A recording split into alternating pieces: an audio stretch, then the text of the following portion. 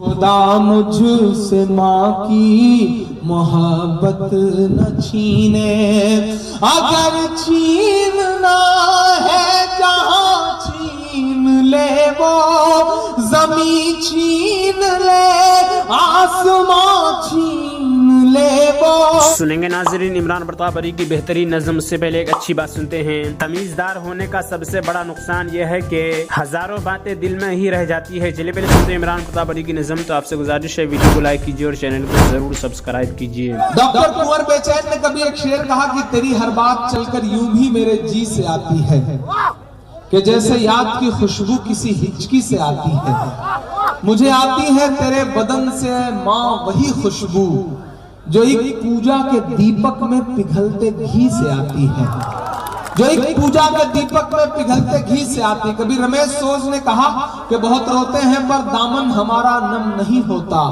ان آنکھوں کے برسنے کا کوئی موسم نہیں ہوتا،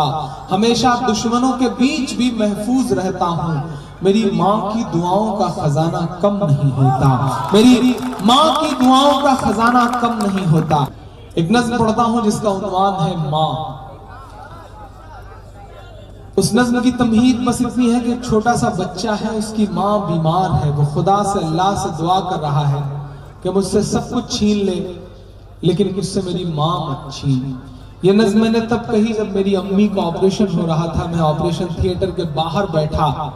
مسلسل روئے جا رہا تھا اور یہ نظم آنسوؤں کے ساتھ وجود میں آئی تھی۔ میں پڑھتا ہوں صاحب اور آپ سے دعائیں مانگتا ہوں۔ خدا مجھ سے ماں کی محبت نہ چھینے، خدا مجھ سے ماں کی محبت نہ چھینے، خدا مجھ سے ماں کی محبت نہ چھینے، خدا مجھ سے ماں کی محبت نہ چھینے، اگر چھیننا ہے جہاں چھین لے وہ، زمین چھین لے آسمان چھین لے وہ، میرے سر کی بس ایک یہ چھت نہ چھینے، خدا مجھ سے ماں کی محبت نہ چھینے، خدا مجھ سے ماں کی محبت نہ چھینے، خدا مجھ سے ماں کی محبت نہ چھینے۔ کلیم کیسر صاحب نے کبھی ایک شعر کہا کہ اپنے بچوں سے لگا رکھتے ہیں سب کیا کیا امید، خوش نصیبی ہے جو اپنے پیڑ کا پھل کھا سکے، پوری کرتے رہتے ہیں بیوی کی سب فرمائشیں، اور بوڑھی ماں کا ایک چشمہ نہیں بنوا سکے،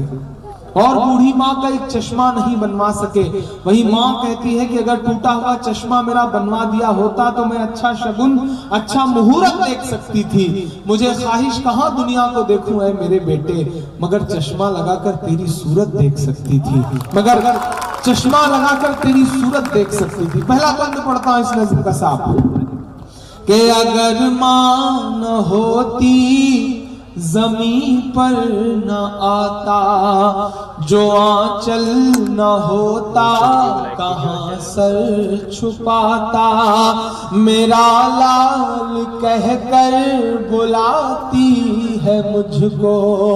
کہ خود بھوکی رہ کر کھلاتی ہے مجھ کو،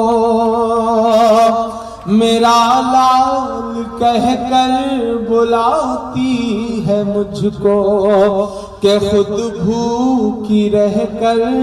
کھلاتی ہے مجھ کو،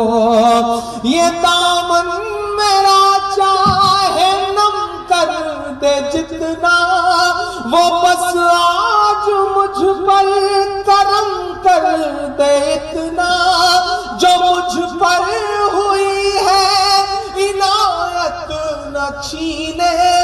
خدا مجھ سے ماں کی محبت نہ چھینے، خدا مجھ سے ماں کی محبت نہ چھینے، کہ مجھے پالا پوسا بڑا کر دیا ہے، کہ پیروں پہ اپنے کھڑا کر دیا ہے۔ دوستو ویڈیو سننے کے بعد آپ اپنی رائے میں کیا کرنا چاہتے ہیں وہ نیچے کمنٹ باکس میں ضرور بتائیں۔ حضرت ابو درداء رضی اللہ عنہ فرماتے ہیں کہ میں نے رسول اللہ صلی اللہ علیہ وسلم کو یہ ارشاد فرماتے ہوئے سنا، مجھے کمزوروں میں تلاش کیا کرو، اس لیے کہ تمہارے کمزوروں کی وجہ سے تمہیں روزی ملتی ہے اور تمہاری مدد ہوتی ہے۔ حضرت حارثہ بن وہب رضی اللہ عنہ فرماتے ہیں کہ میں نے نبی کریم صلی اللہ علیہ وسلم کو یہ ارشاد فرماتے ہوئے سنا، کیا میں تمہیں نہ بتا دوں کہ جنتی کون ہے؟ پھر آپ صلی اللہ علیہ وسلم نے خود ہی ارشاد فرمایا، ہر وہ شخص جو کمزور ہو، یعنی معاملہ اور برتاؤ میں سخت نہ ہو بلکہ متواضع اور نرم طبیعت ہو، لوگ بھی اسے کمزور سمجھتے ہوں، اللہ تعالیٰ کے ساتھ اس کا تعلق ایسا ہو کہ اگر وہ کسی بات پر اللہ تعالیٰ کی قسم کھا لے کہ فلاں بات یوں ہوگی تو اللہ تعالیٰ اس کی قسم کی لاج رکھ کر اس کی بات کو ضرور پورا کر دیں۔ اور کیا میں تمہیں نہ بتاؤں دوزخی کون ہے؟ پھر آپ صلی اللہ علیہ وسلم نے خود ہی ارشاد فرمایا، ہر وہ شخص جو مال جمع کر کے رکھنے والا بخیل، سخت مزاج، مغرور ہو۔ حضرت سعید بن ابی سعید رحمۃ اللہ علیہ فرماتے ہیں کہ حضرت ابو سعید خدری رضی اللہ عنہ نے رسول اللہ صلی اللہ علیہ وسلم سے اپنی تنگی دستی اور ضرورت کا اظہار کیا۔ رسول اللہ صلی اللہ علیہ وسلم نے ارشاد فرمایا، ابو سعید صبر کرو، تم میں سے جو مجھ سے محبت کرتا ہے فقر اس پر ایسی تیزی سے آتا ہے جیسی تیزی سے سیلاب کا پانی وادی کی اونچائی سے اور پہاڑوں کی بلندی سے نیچے کی طرف آتا ہے۔ حضرت رافع بن خدیج رضی اللہ عنہ روایت کرتے ہیں کہ رسول اللہ صلی اللہ علیہ وسلم نے ارشاد فرمایا، جب اللہ تعالیٰ کسی بندہ سے محبت فرماتے ہیں تو اس کو دنیا سے اس طرح بچاتے ہیں جس طرح تم میں سے کوئی شخص اپنے مریض کو پانی سے بچاتا ہے۔ حضرت انس رضی اللہ عنہ فرماتے ہیں کہ میں نے رسول اللہ صلی اللہ علیہ وسلم کو ارشاد فرماتے ہوئے سنا، بہت سے پارا گندہ بال، گرد آلود، پرانی چادروں والے لوگوں کے دروازوں سے ہٹائے جانے والے اگر اللہ تعالیٰ کے بھروسے پر قسم کھا لے تو اللہ تعالیٰ ان کی قسم کو ضرور پورا فرما دیں۔ فائدہ اس حدیث شریف کا مقصد یہ ہے کہ اللہ تعالیٰ کے کسی بندے کو میلا کچلا اور پورا گندہ بال دیکھ کر اپنے سے کمتر نہ سمجھا جائے، کیونکہ بہت سے اس حال میں رہنے والے بھی اللہ تعالیٰ کے خاص بندوں میں سے ہوتے ہیں۔ البتہ واضح رہے کہ حدیث شریف کا مقصد پورا گندہ بالی اور میلا کچلا رہنے کی ترغیب نہیں ہے۔ حضرت ابو ہریرہ رضی اللہ عنہ روایت کرتے ہیں کہ رسول اللہ صلی اللہ علیہ وسلم ہمارے پاس تشریف لائے اور ارشاد فرمایا، دیکھو اپنے بچاؤ کے لیے ڈھال لے لو۔ صحابہ رضی اللہ عنہم نے پوچھا، یا رسول اللہ کیا کوئی دشمن آ گیا ہے؟ ارشاد فرمایا، جہنم کی آگ سے بچاؤ کے لیے ڈھال لے لو۔ سبحان اللہ، الحمدللہ، لا الہ الا اللہ، واللہ اکبر کہا کرو، یعنی یہ کلمات قیامت کے دن اپنے کہنے والے کے آگے پیچھے دائیں بائیں سے آئیں گے اور اس کو نجات دلانے والے ہوں گے، اور یہی وہ نیک اعمال ہے جن کا ثواب ہمیشہ ملتا رہتا ہے۔